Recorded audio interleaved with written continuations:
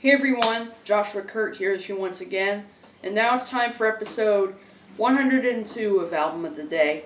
And before we get into today's review, I, just like to talk pretty briefly about a few things. Like one, this new shirt I'm wearing is a Tabasco shirt. So as you might notice here, it's a shirt that I've never worn or review before, but I got recently. But also, last night I went to Wolf Trap, a great venue in Vienna, Virginia, and saw Prairie Home Companion, which is sort of a radio show with stories and music, hosted by Garrison Keillor. And several musicians, that were up there, including like Heather Mass and Chris Thiele of Nickel Creek and Punch Brothers, and thought it was a really great show. Some really interesting and pretty entertaining stories and some really good performances from those musicians that were there. And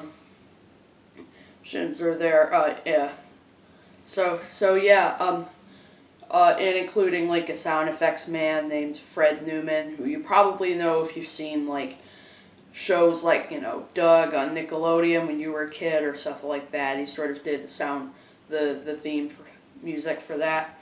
So yeah, anyway, let's get on to the review. Today's artist is sort of a country singer that started out under like the genre's indie sort of umbrella, who's pretty much been around since like the 2010s, and his name is Sturgill Simpson, and I heard his name before because I know he's a guy that Dave Cobb has worked with, but I just never really heard his music before until now. I'm here to talk about his newest album, his third album that just came out last month. And the album is called A Sailor's Guide to Earth. And this is his first record to be released on Atlantic Records, so this is his major label debut. Before, he released a couple of independently released country records. His first one I don't remember the name of, but I know his second one is Metamodern Sounds in Country Music, which, got some pretty solid acclaim, although me personally, I haven't really heard the record before, so I can't really comment on it. But maybe I'll check it out someday. Anyway, this is what the CD looks like. And some really nice artwork. Like, I love this cover art over here. Kind of fits in with kind of the aesthetic of the record. There's like this moon peeking through all these clouds and waves, and in the middle is like this pirate ship and like this sea monster underneath. I think it actually kind of fits in with maybe the story that the album sort of tells, which I'll get into in a second. And then there's like a treasure map here and the track listing there. And of course the wheel for pirate ship, and there's a little booklet in here, which here we have the credits. And here are the lyrics here and who played what.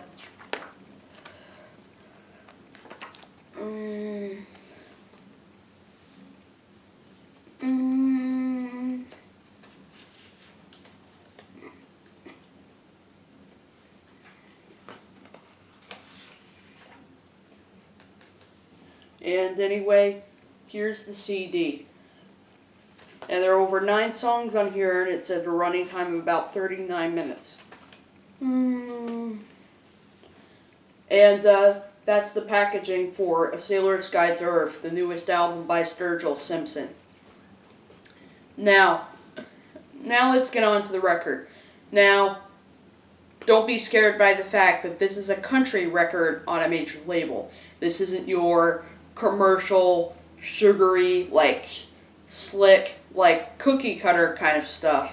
It's actually a very diverse and very quality and very refined country album.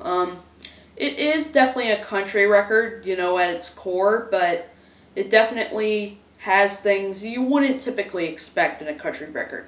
Also incorporating styles of music like psychedelic rock, soul, and maybe even some funk, and maybe a little punk in there, but not too much. But yeah, this is definitely sort of one of the most ambitious and unconventional country records that I've heard in a while. While still having the usual suspects, the pedal steel, and, of course, the twangy country voice and all that. So I think why the cover art really fits into the story is because the story kind of tells this man who's sort of caught up in this whole war machine where everything just seems like a dream, and the world's just turning into like this sort of monster. So this cover art, I think of it as kind of a metaphor for like some of the lyrics on here. So the opening track on the album is called Welcome to Earth, Pollywog, which opens, has kind of weird intro, which has like sound effects of like a storm, a bell ringing, and some droning, like, kind of bubbling, rising synthesizers. But then eventually it goes into the actual song, which has glistening, lullaby-ish piano, as well as some very warm strings, which sound really gorgeous in there. And, of course, Sturgill comes in with these lyrics about, like, fatherhood and, sort of talking about how, sort of talking to his son, being like, you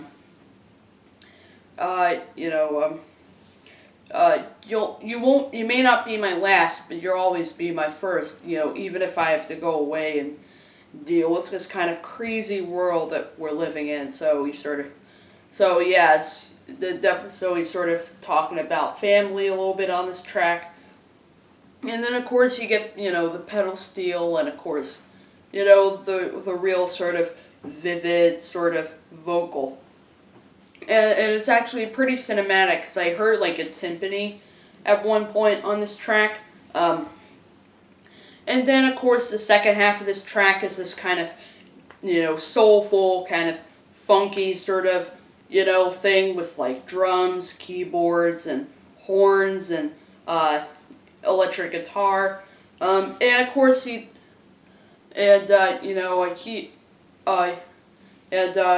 talks about how it kind of breaks his heart to see how much his kids have grown or something like that, and he does talk a little bit about, like, his grandfather a little bit, so there's a little bit of familial ties going on with the lyrics on this track, and it's definitely a really nice way to open the album, because it really shows you the kind of record that you're in for here, which is sort of, a country record, but yet with some whole new sort of, aesthetics to it.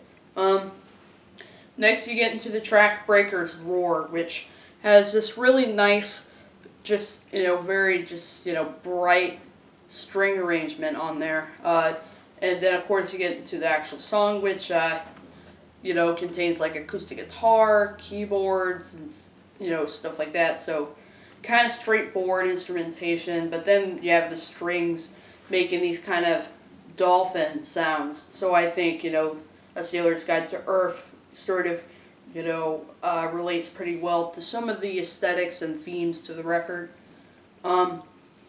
Lyrically, it talks about, how, how he feels taken farther from shore, and and all the pain just seems like a dream to him. So, kind of simple lyrics, but at the same time they do sort of tie into the story of the whole record really well. The next track on here is called Keep It Between the Lines, and it opens with this sort of pirate gang chorus of like bum bum ba-da ba-da-ba-ba on there. And then, of course, it goes into this sort of funky sort of country jam here with, some really hot horn stabs and like the horns on this track are almost like a knife to the heart with how much they hit you or something like that. It's kind of graphic, but that's what it kind of is to the ears a little bit, but in a good way. and then it has kind of funky drumming going on, and then Sturgill sort of talks about telling people like don't try to turn mailboxes into baseballs, and just stay in school, stay off the drugs, and keep it between the lines. So it's essentially is about family a little bit. There is some really nice metaphors and wordplay on this track, like motor oil is motor oil, just keep the engine clean. And there's a reason they make chocolate and vanilla too. From here, and then of course there's this just really nice guitar, like slide guitar solo in the middle as well. So Sturgill and his band have quite the talent for sure on here. And I love the ending of this track with that really nice sort of saxophone and this catchy little background vocal hook of not sure what they're saying. I think they're saying it's just the small stuff on there or something like that. But yeah, it sounds pretty nice. The next track on here is called Sea Stories, and in my opinion, this is some of the best lyrical content on the record. I like that line about Sturgill sort of likening himself to an egg for Uncle Sam's beater or something like that, sort of referring to how he kind of feels a little ground up in today's war machine. So he does reflect on just the horrors of today's society or stuff like that, and also he says and he's talking about, and it gets real poetic and very interesting when he talks about King Cobras, playing in boxing rings, and angels playing Connect Four. Started talking about maybe the kind of, maybe the world's kind of, become a little, so much about maybe consumerism a little bit, as well as war. And I definitely can relate to that line at the end where he says, flying high beats dying for lies in a politician's war. Very, very true and very, very smart stuff over there, right there. And, it's definitely, musically, it is probably the most sort of classic country song on the whole record. It is sort of, as the Needle Drop described it, kind of shamelessly Southern, but not that there's any shame from in being from the South or anything like that. He did do a review of this album, and he did enjoy it, so So yeah, it's for you, Needle Drop, if you're watching. And then next you get into the only cover song on the album, which is In Bloom, which is a cover of the classic Nirvana song, which I know this could be blasphemy, but I've never actually heard the original Nirvana version, but I will admit that I really do appreciate this, sort of country version of it. I mean, a country version of a grunge song could have been much worse than it actually is. And I think the line of, don't know what it means to love someone fits in really well with some weepy pedal steel and, and beautiful, string arrangements, as well as having some really sort of glistening, some glistening, almost heartland guitars on here. And I do really like that build up at the end where the horns come in and really do make the track shine, and that part where you just where Sturgill just kind of belts it out and explodes on the vocal is just awesome. Some on here, so I think cover songs, some are good, some are bad, but this one is fantastic. And has this kind of lullaby kind of outro with piano and of course the strings, creating sounds like, it sounds as if it was maybe straight out of a movie, maybe a movie soundtrack or something like that. Track on here, like, I think it's, really nice sort of tear in your beer sort of rendition of this classic tune by one of the biggest grunge bands of all time. So I think it's a really nice tribute to the late Kurt Cobain. The next track on here is the lead single, which is Brace for Impact, Live a Little, which, has this kind of psychedelic, almost kind of, it's probably the most sort of rock sort of moment on the album. But, to be honest, this track does kind of have its shortcomings about it. Like, I think it's maybe a little blander than some of the other cuts. I feel the lyrics probably weren't really as interesting or as clever as some of the other songs on here, or as relatable. And also maybe, and also maybe the hook seems a little borrowed a little bit. For me, like that guitar, probably not the most intriguing guitar solo out there, but it does have some really good, although I do have some really positive feelings about this track too. I think the guitar hook on this track sounds nice, and plus I really love how Sturgill and his band have the ability to work in just, like a groaning bass synth on this track. That little touch of bass synth on that track, I thought sounded really nice on there. The next track on here is called All Around You, and this is another good song, but again, this is another one that has a little shortcomings about it.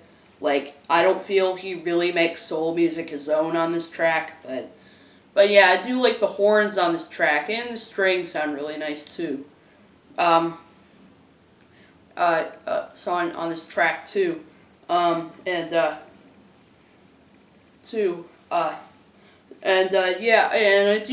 do sort of like how, it's, pretty much definitely a soul song, but at the same time, definitely a country song too. You're just not quite sure which one it really is.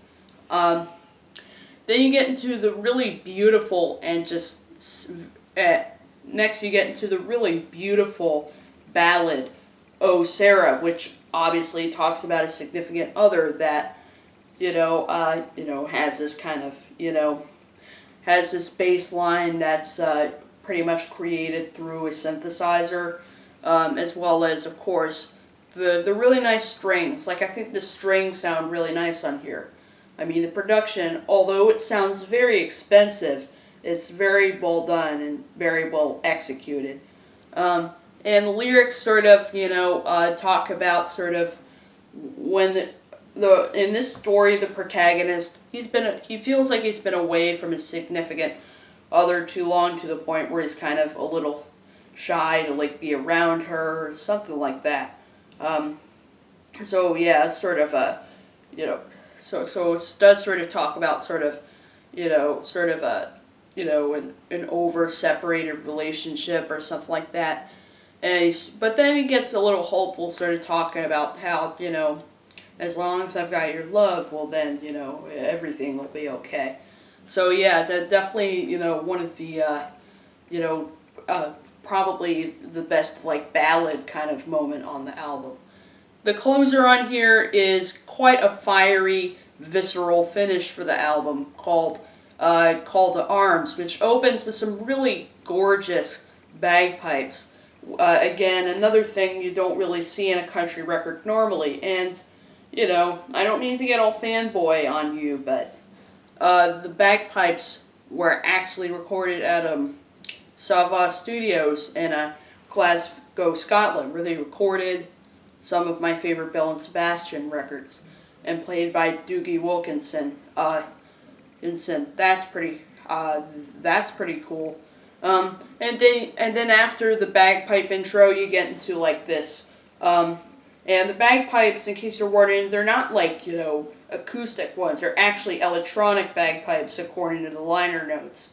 But then, of course, you get into the actual song, which, has lyrics about, like, war and terrorism, like drones, people looking at their phones, just this kind of hard to understand and very just terrifying world that we're living in right now. Fine and kind of dehumanized world that we're living in right now. And he just, and this is where I think sort of the punk rock edge comes in, because his vocal is like just, I mean, Sturgill's vocal on this track is just smoldering on here, to pair with the, to pair with the amazing guitar, drums, organ, and bass, and horns combo. And then of course he does another metaphor in here is he does talking about our ego sort of begging for food and sort of a big sort of industry, serving up distractions, and we eat them with fries and stuff like that. And the lyrics maybe take a little bit of kind of a vulgar turn on this track, but not too much. Showing probably so this is probably the. And he also does talk about Hollywood telling him how to be, and just how just it's very frustrating when Hollywood tells you who to be or something like that. And plus it has a really, and plus I do really like that trumpet solo at the end as well. It's like just blaring at the end. And this is the one part the band sort of improvises to the point where I'm getting this really cool guitar solo and solo and stuff like that. And then of course it closes back with just a few more seconds of bagpipes, which as far as I'm concerned, they're probably somewhere way in the background, like at the end of the song. But the only points in there where I really hear it are at the beginning and the end, pretty much. But yeah, I just feel that this record definitely is so far one of the best country records of the year. It's definitely refreshing to see a country record that's released on Atlantic Records that really is very quality and has real emotion to it and has some very ambitious production as well. It's definitely sort of alt country. It's definitely alt country enough that it's definitely not going to be, played on country radio anytime soon, or at least most of the tracks on here. Tracks on here. So yeah, I definitely feel like this is definitely a really great country record. So if you're looking for just a really good refined country album, well then this is the one for you. But of course But if you also like maybe soul or psychedelic rock, you might find something you enjoy on this album too. So there's pretty much a little something for everyone on this album. So yeah, this is definitely kind of an 8 out of 10 for me. So 10 for me. So yeah, I don't really have, really much more to say about this record. So that's my review of the new Sturgill Simpson album, A Sailor's Guide to Earth. See you for episode 103.